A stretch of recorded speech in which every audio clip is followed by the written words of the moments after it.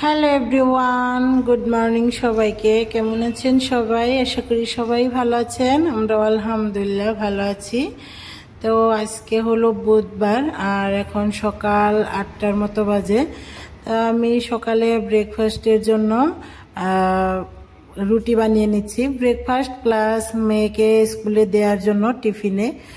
রুটি আর আলু ভাজি করে নিচ্ছি। এখানে আলুর মধ্যে কম করে তেল দিয়ে একটু পানি দিয়ে তারপরে ভেজে নিচ্ছি। আমার মেয়ের কিন্তু প্রচণ্ড গ্যাস্ট্রিকের সমস্যা।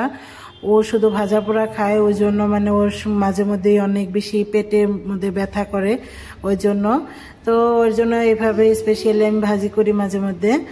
আর এই তো রুটি বানাচ্ছি এদিক থেকে, বড় বড় রুটি। আমার মেয়েও কিন্তু রেডি হয়ে যাচ্ছে। আর এই তো এখন এগুলো দিয়েই আমি ভালো করে আগে মেয়েকে বিদায় দিয়ে দিব স্কুলে, টিফিন রেডি করে তারপর ওর কাপড়গুলো তো আমার ঠিক করতে হয় না, ও নিজে নিজে ঠিক করতে পারে। আর শুধু ওর মাথার চুলগুলো একটু বেঁধে দিতে হবে। তো ওকে রেডি করে বিদায় দিয়ে দিলাম। তারপরে এখন আমরা খাবার খাবো। আমার হাজবেন্ডের জন্য এটা বেড়ে নিচ্ছি। আমরা এখন ব্রেকফাস্ট করে নেই। এখন বাজে 1:15। তো আমি বাকি থাকা কাজগুলো করে নিলাম। আর বাবাটাকে গোসল করিয়ে দিয়েছি, আমি গোসল করে নিলাম। তো এগুলা কাজ করে এখন রান্না বান্নার জন্য আসলাম। এখানে একটা কড়াই বসিয়ে দিয়েছি, কড়াইয়ের মধ্যে বাইম মাছ রান্না করব। আর এখানে আমার বাবাটার জন্য 2টা ডিম সিদ্ধ করতে দিয়েছি। এটার মধ্যে ভাত বসিয়ে দিয়েছি। তো এখন আমি এই মাছের মধ্যে মশলা দিয়ে নিব। তো মশলা দিয়ে নেই। মান খাবা? মান মান কি করব? মান রান্না করব, রান্না করব। তুমি একটু নামো, আমি মশলা দিয়ে নেব। নামো। মাম না, তেল তেল দিব। তুমি একটু নামো, আমি মশলা দিয়ে নেই। কেন? এই মাছগুলা ফ্রিজে ছিল, তো অনেকটাই বড় বড় বাইম মাছ ছিল। তো এই মাছগুলা বের করে আমি আগেই ডিফ্রোস্ট করে রেখে দিয়েছিলাম। এই মাছের মধ্যে এখন দিয়ে দিব আমি স্বাদ মতো মরিচের গুঁড়া, আর দিয়ে দিব এখন জিরার গুঁড়া, ধনিয়া গুঁড়া। আমি যা যা দেওয়ার এখন দিয়ে দিই। আর দিয়ে দিব হলুদ গুঁড়া। একটু বেশি বেশি করে মশলা দিলাম। এখান থেকে কিছু মাছ আমি আলাদা রেখে দিব, আর বাকিটুকু দিয়ে বেগুন দিয়ে রান্না করব। এখানে বেগুন আর আলু কেটে রেখে দিয়েছি, আর এখানে কাঁচামরিচ, পেঁয়াজ। তো এগুলা তো মশলা দিয়ে হয়ে গেল। আর এদিক থেকে আমি কয় পিস এই টাকি মাছের মাঝখানের অংশ, যেটা শুধু পিসগুলাও এগুলা রেখে দিয়েছিলাম। তো এইগুলা দিয়ে আমি এই 5 টুকরা দিয়ে পেঁয়াজ দিয়ে ভাজি করব। ওই জন্য আগে আমি এটা চড়িয়ে দেই। কড়াই গরম হয়ে গিয়েছে, দিয়ে দিব তেল।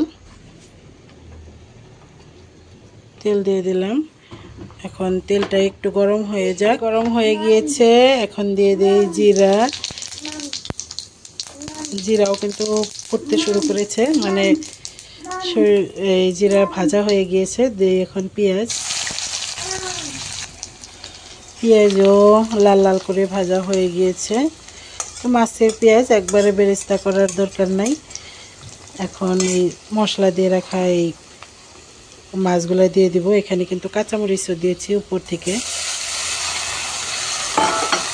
একটু নাড়াচাড়া করে দেই। মশলা ভালো করে মিক্স করে নিলাম মাছের সাথে। আর এখন একটু পানি দিয়ে দিব, যাতে করে মাছগুলো একটু ভালো করে কষাতে পারি। মশলা ধোয়া পানি এই বাটির থেকেই দিয়ে দিলাম, বাটি ধুয়ে।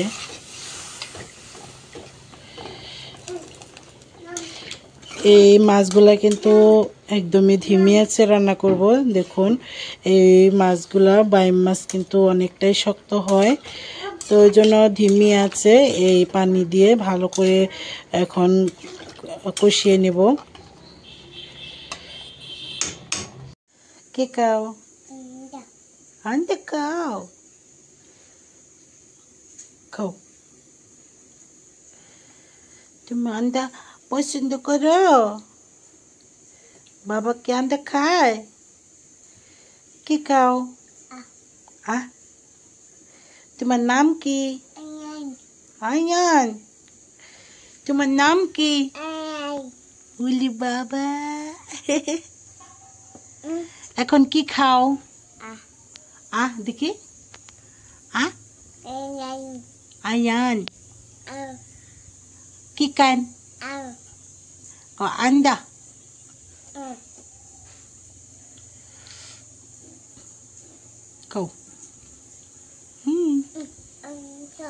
খাও। খাই নুন এটা খাই নুন।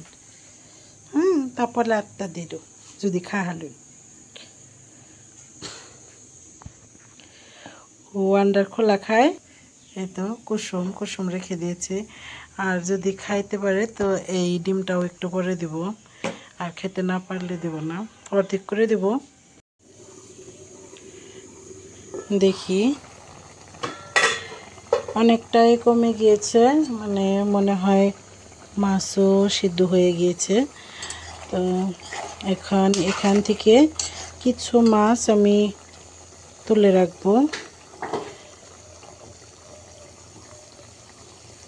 আর বাকিগুলোর মধ্যে আলু আর বেগুন দিয়ে রান্না করব, এই জন্য আলু আর বেগুন নিয়ে নিয়েছি।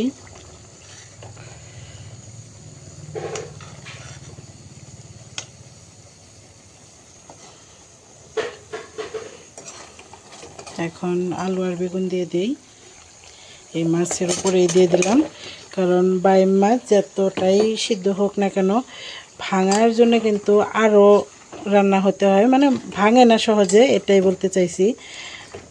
এই মশলার মধ্যেই আমি আলু আর বেগুন দিয়ে দিলাম। এখন একটু নুন দিয়ে দিব, আর কিছু কাঁচামরিচ পেঁয়াজ আছে তো উপর থেকেই দিয়ে দিব, যেহেতু আর সোমবার দিলাম না, তো দিয়ে দিই কাঁচামরিচ পেঁয়াজ, মানে বেঁচে যাওয়া এই কাঁচামরিচ পেঁয়াজ, আর একটু নুন দিয়ে দিই।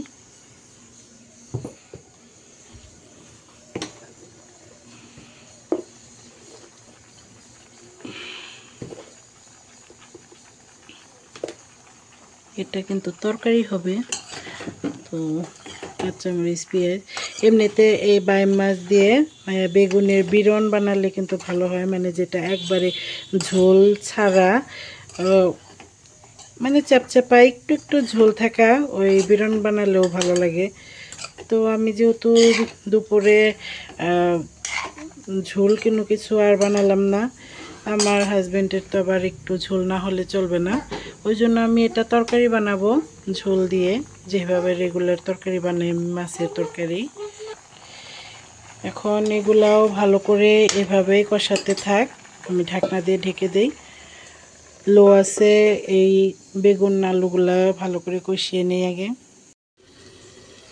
বেগুনগুলা কষিয়ে গিয়েছে, তো এখন আমি ঝোলের পানি দিয়ে দিব।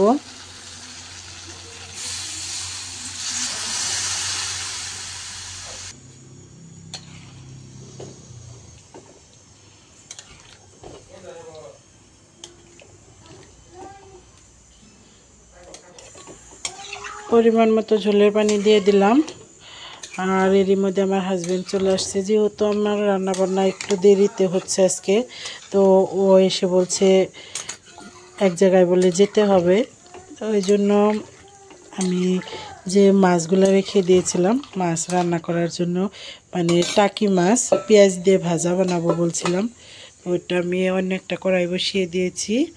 তো এই কড়াইয়ের মধ্যে আমি এখন ওই ভাজাটা বানিয়ে নেব। তো এর মধ্যে তাড়াহুড়ো করে সব মশলাপাতি দিয়ে নিয়েছি, ওই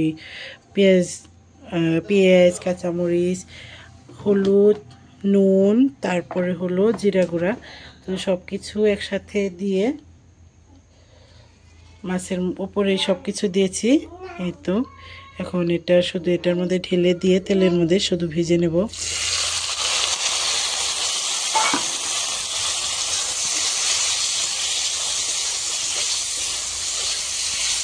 পেঁয়াজ দিয়ে ভাজি খাওয়া এটা মানে আমার বাপের বাড়ির প্রচলন। আমার আব্বু শুটকি দিয়ে পেঁয়াজ ভাজা, তারপর এই টাকি মাছ দিয়ে পেঁয়াজ ভাজা, এইগুলো আমার আব্বু খুব পছন্দ করে। আমরা ছোটোবেলা থেকে এগুলো খেয়ে আসছি। মানে এখন এই মাছের চেয়ে এই যে পেঁয়াজটা সাথে থাকে, এই পেঁয়াজটা বেশি মানে টেস্ট পাই, ওইটা বেশি স্বাদ লাগে। তাই তো সবগুলো একসাথে দিয়ে দিলাম। এটা শুধু ভালো করে ঢেকে ঢেকে ভেজে নিলেই কিন্তু এটা রেডি হয়ে যায়। রান্না করতেও ঝটপট হয়ে যায়, আবার খেতেও কিন্তু খুবই ভালো লাগে। এইভাবে ভেজে নেই, আর দেখি ওটাও হোক। এর মধ্যে ভাত তো হয়ে গিয়েছে আগেই। এগুলো দিয়ে আমরা এখন খাবার দাবার করব। এখানে রান্না করলাম তরকারি, বেগুন আলু আর বাইম মাছের ঝোল, এটা বাইম মাছের কষা, আর এটা দেখালাম টাকি মাছ। তো টাকি মাছের পেঁয়াজ দিয়ে ভাজি, আর এই তো গরম গরম ভাত। এখন এগুলো দিয়ে আমরা দুপুরের খাবার কমপ্লিট করব। আগে আমার হাজবেন্ডকে খেতে দেই। বলতে একসাথেই খাবো। আজকের ভিডিও এ পর্যন্তই, দেখা হবে নেক্সট কোনো ভিডিওতে। আজকের মতো বিদায় নিচ্ছি, আল্লাহ হাফিজ।